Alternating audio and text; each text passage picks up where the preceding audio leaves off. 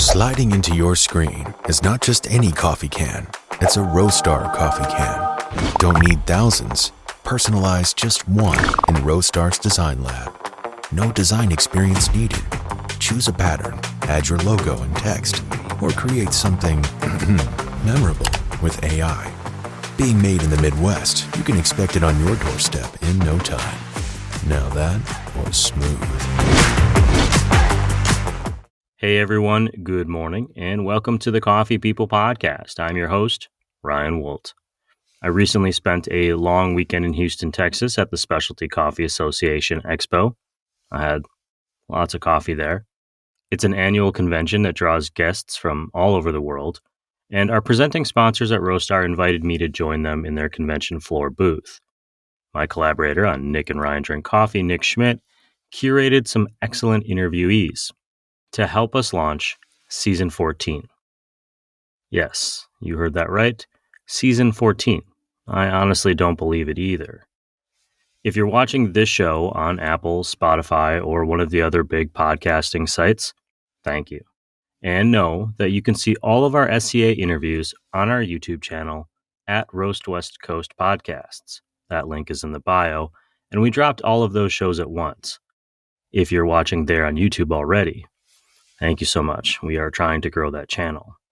The link to our newsletter, roastwestcoast.com, and to roastar.com, and to the websites of our special show guests at SCA can be found in the notes wherever you're watching or listening to this episode.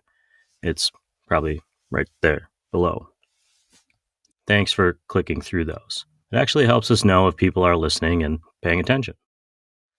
And now, I hope that you, like me, have a dang good cup of coffee at the ready, because it's time for another Coffee People Podcast.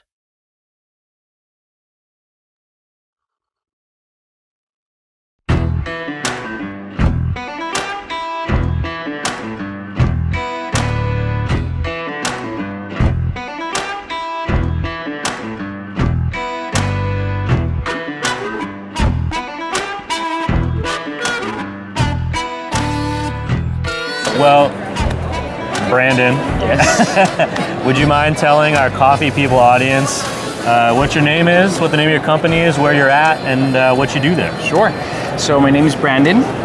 I am a caffeinated human of 787 Coffee. That's what I do.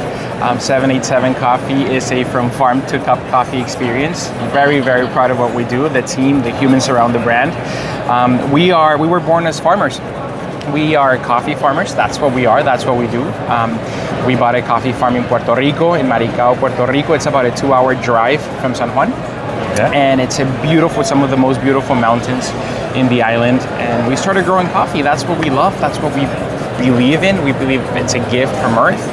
And we started as farmers, growing everything from farming, and it's fascinating. It was the complicated issue with it being a farmer in the U.S., as Puerto Rico is a part of the U.S. It's how do we sell our coffee beans, because everyone's buying less expensive coffee from different parts of the world. We import. Right. We're importers. 99% of the coffee we consume in America comes from a different country. So what Sam and I, my co-founder and I, we decided to do is to travel the world and learn as much as we possibly could from specialty coffee, and see how we could actually incorporate that into the U.S. So we went all the way from Rwanda, all the way to Guatemala to learn coffee methods, and how do we apply that into Hacienda Iluminada, our coffee farm right here. And so we started growing coffee, learning coffee, planting coffee, bringing sustainability into the coffee process, using our springs to water our coffee, obsessed with coffee, in love with coffee. It's fascinating when you plant that little seed and then you wait 3 years and then you see the plant grow and then you see the cherries that are coming up, and hand picking and processing and learning so many different aspects of coffee. It's been a fascinating journey. This happened in 2014. From there, we started getting calls from our friends. When are we trying your coffee? When are we trying your coffee? And we would be like, well, never. We're trying to sell to the Scandinavian audience. Oh, our that's idea, interesting. Yeah, because they love consistent coffee. Yeah. And they love specialty coffee. And we thought we were never going to be able to compete with Colombian or Brazilian coffee in the U.S. But we one day decided to open a roaster. And we built a roaster within the farm. And thank you. And there you go, an Americano for you. You're now a caffeinated human of Puerto Rico, yay! Yeah. So, we built a roaster. It was fun. We did it, and then we started learning the art of roasting. So we said, it's a whole process, as you know, right? Yeah. What roaster are we buying? So we wanted to stay true to the origin, so we ended up going with the San Franciscan because it's made in the US. So we're like, we're coffee from the US, let's support companies from the US. So we ended up buying a San Franciscan, developing our own profile, which was very, very difficult for us. We had no experience in roasting, and the temperature in Maricao varies, as it's very, very hot and humid, tropical, but very, very cold at night. So building our own profile with our own Puerto Rican beans was definitely complex. We did. And we started growing. 2017, we opened a coffee shop in Maricao. We opened 3 pop-ups in New York City, which is where I live. A store within a store, very small little booths. It was going great. We were very happy. We thought we found our niche. We're happy. This is what we do. My co-founder is an airplane pilot. I had an advertising agency. He started dropping all his flights. I started selling my advertising agency, focusing 100% in coffee. And then one day, we got hit by Hurricane Maria. Yeah. We lost 97% of our coffee farm. Wow. We closed all of our shops, and back to the beginning and back to the roots and trying to figure out how to make it work. That's nuts. 2 things that you said so far that really stood out to me is, one, Puerto Rico is part of the U.S. I remember landing in Puerto Rico and hearing them say "Welcome home," and thinking, "Oh yeah, that's right." Like, because it just wasn't something I was thinking at the time when I was on my flight. And then this hurricane, but you're dealing with 2 totally different things than a traditional coffee farmer. Obviously weather everyone deals with, but also you're dealing with an American labor force and American labor expenses and costs, so it changes the entire dynamics of your business. So 100%. So Maria, after hits, devastating, then what? After Hurricane Maria, we became real. Yeah. Did you think about quitting? Yes. Yeah. Yes. Imagine, we know this as a 401k. We work all of our lives so that our company matches our 401k, so we have a retirement, right? Right. So Hacienda Iluminada 787 Coffee for me was my retirement. This is my path to my future. I invested everything I had, every single penny, and my time and my energy into the farm. Yeah. I traveled every single place in the world to learn coffee so that I can bring value to Puerto Rico and bring Puerto Rican coffee to the world. Puerto Rico used to be the 6th top producing coffee country in the world. The Vatican used to only buy coffee from Puerto Rico. Kings and queens from Spain would only order from Puerto Rico. And this is the past. So I said, what do we do in the future to take it back to those, to the origin? Mm-hmm. So of course I thought about quitting.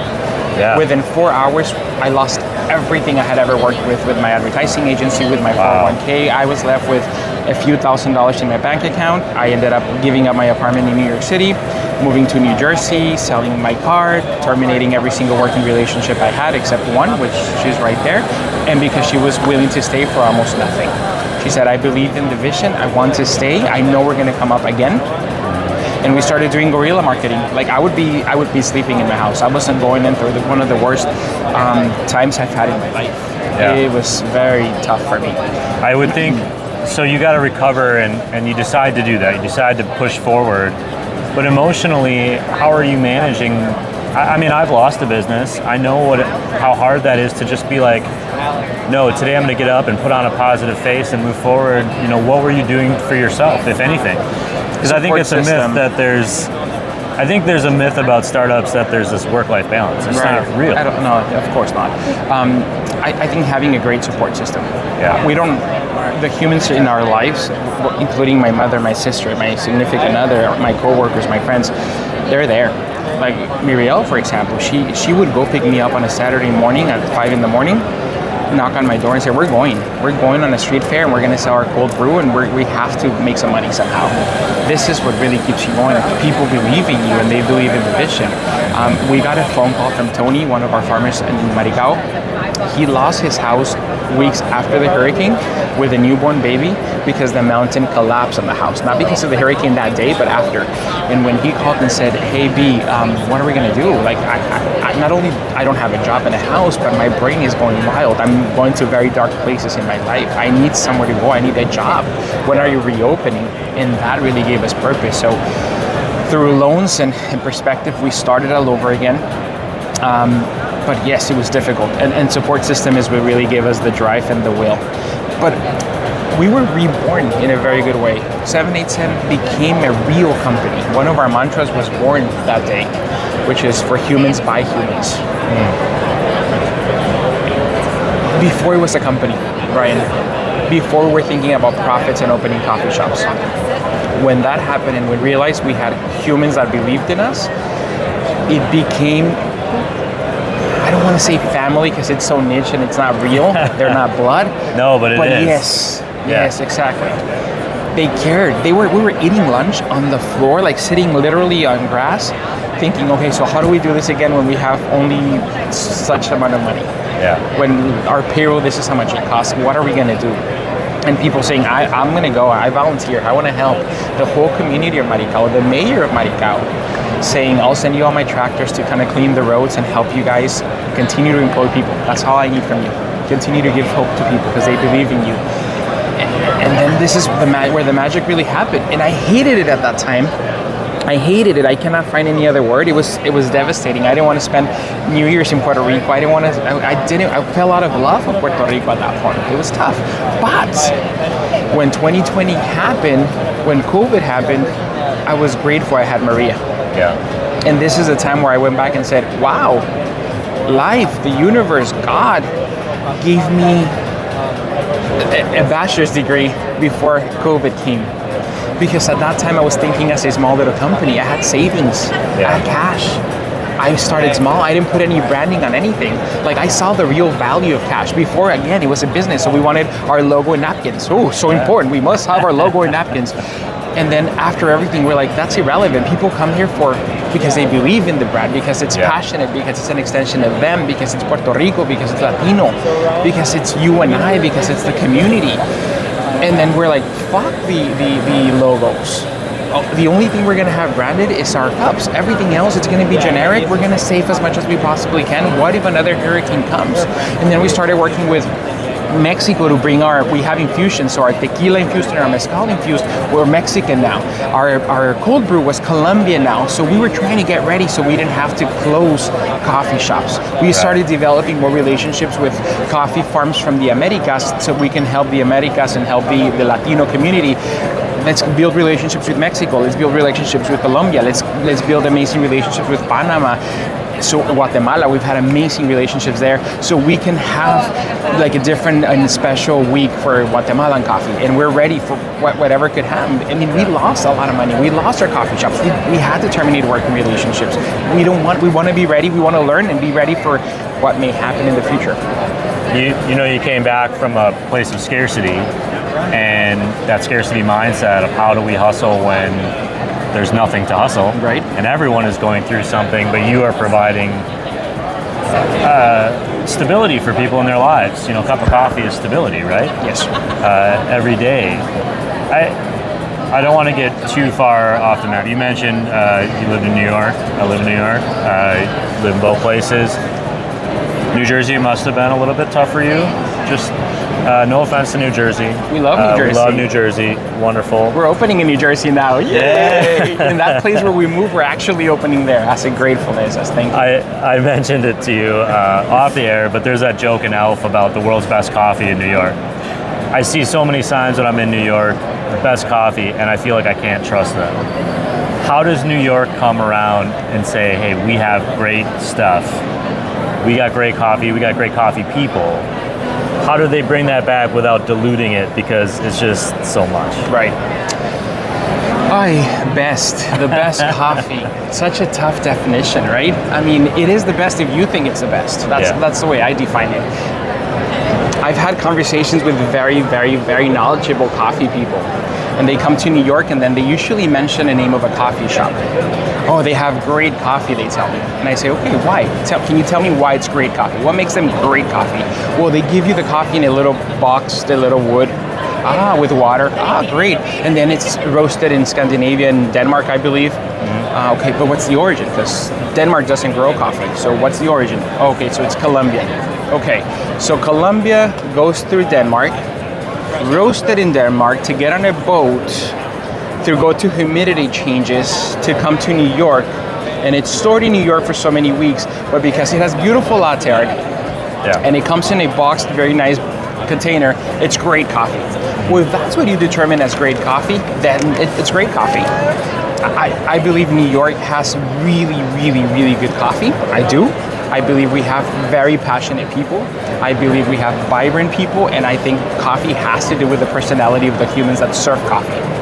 What I believe for me, for 787, is the fact that we own the whole vertical process. We got rid of the distributors. We don't believe in distributors. I don't work with roasters. We don't work with roasters. We believe that the relationship between a farmer and the coffee shop should be direct. I don't need someone to translate for me. There's Google Translate if I need a translator. I don't need anyone to translate for me.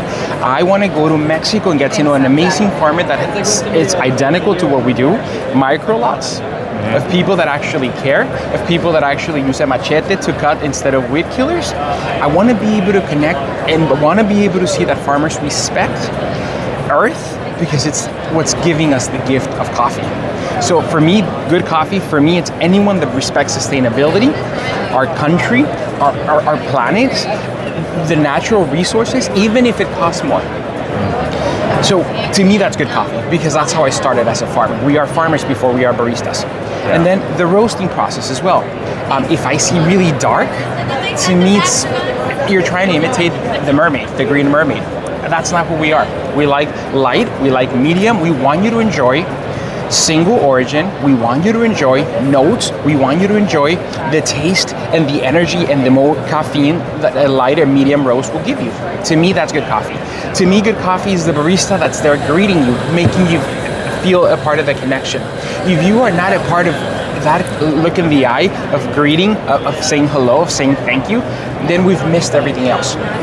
Water is really important. We work with the best filters to add components and minerals to the water, because 95% of our drink is water. So if we have good quality water and we're actually respecting your body and your health, then it's good.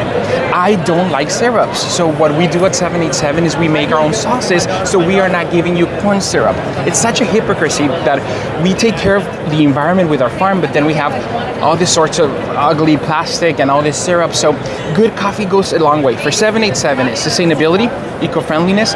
If my mom cannot have it, you shouldn't have it either. So everything. That's a good policy. If mom can't have it, nobody gets it. No, I don't want to go and get a 700 calorie drink with corn syrup and chemicals. That's not ideal to me.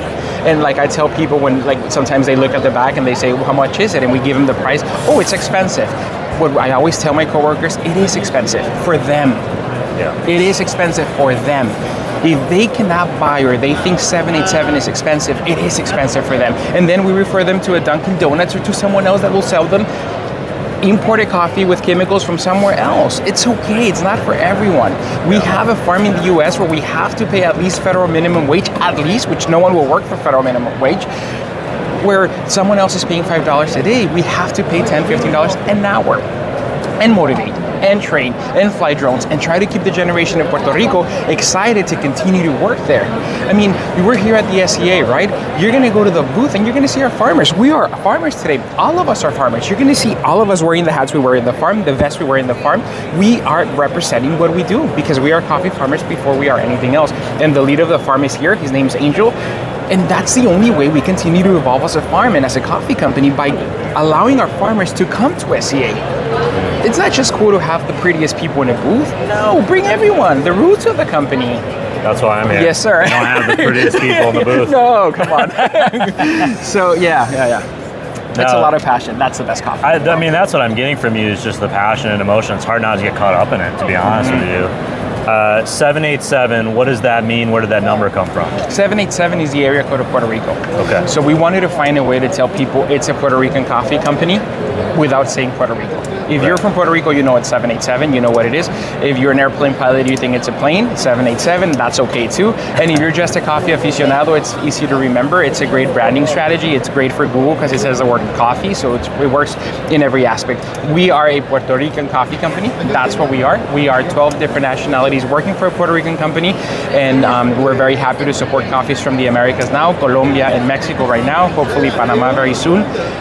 Everything we do is Latino. That's what we do. That's how we started. They ask me a lot of times, do you sell croissants? And I said, my name's not Francois. My name is not Francois. My name is Brandon Ivan Pena, and we sell tres leches, and we sell dulce de leche, and we sell poquito, and horchata, and flan, latte. That's what we have. That's what we are. That's what we sell empanadas. And we're very proud of our heritage and what we stand for. And we're an American Puerto Rican company, and we will support products made here, backs printed here, because that's what we do. That's why we work with companies that are doing things in the U.S. You had me at dulce de leche. Dulce de leche. Yeah, that's where you had me. What did I miss today? What is something that you came to the show that if you could you got that minute at the booth and someone's just kind of passing by and they don't seem to, what's the message you give them as they decide to move on to the next thing that's going to stick with them after the show? Great question. Okay, so what do we bring?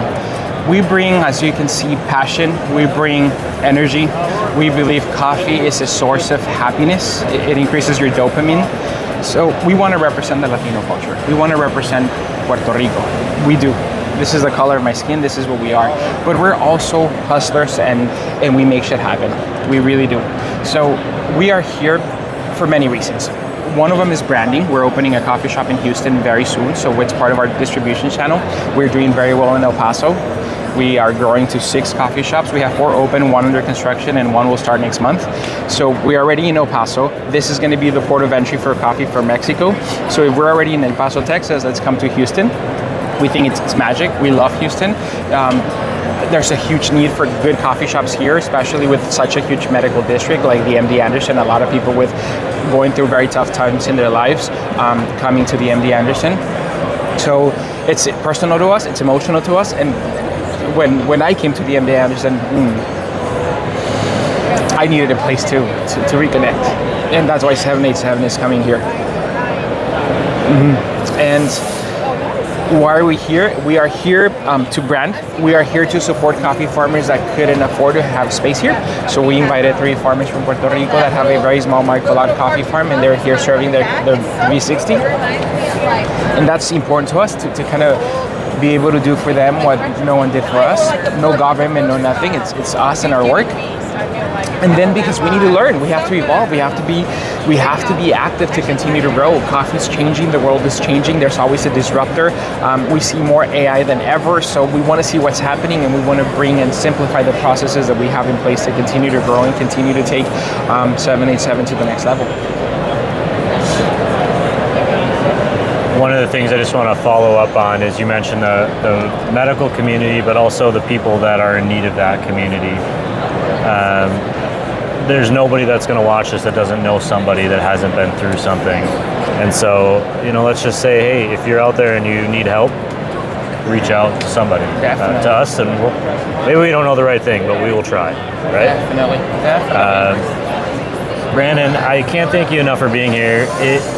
How can people find you if they're not here talking to you today? How can people in the world support what you're doing? Thank you. Support a local company, for one. That's how you find me. Support a Puerto Rican company, support a Mexican, Colombian, Brazilian. There's so many hardworking people there as well. 787 Coffee, Instagram and Facebook, and 787coffee.com. Me, I am Brandon. But it's fun. Thank you for doing this as well for us and giving us a platform to present and to speak and to tell our story.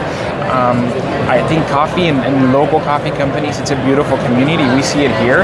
Everyone's so friendly. Everyone's so willing to give you compliments. And I don't feel like the competitiveness or the competition if I do it better than you. It's like, how do you do it? And this is how I do it. And how do we collaborate and we help each other?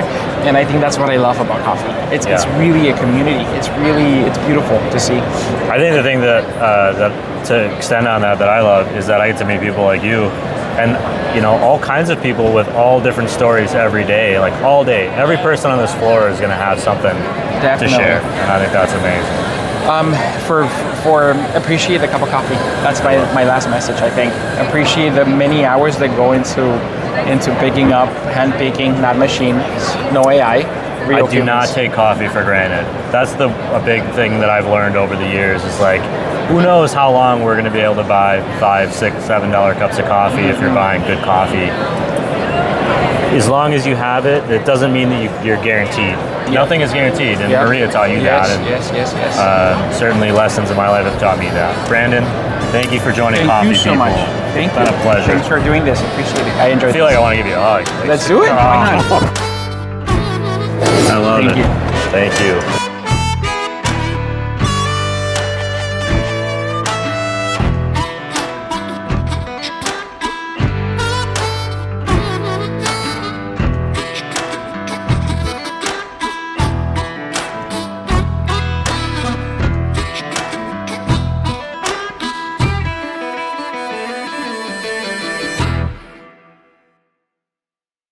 Sliding into your screen is not just any coffee bag. It's a Roastar coffee bag. Don't need thousands. Personalized just 25 in Roastar's Design Lab. No design experience needed. Choose a pattern, add your logo and text, or create something memorable with AI. Being made in the Midwest, you can expect it on your doorstep in no time. Now that was smooth.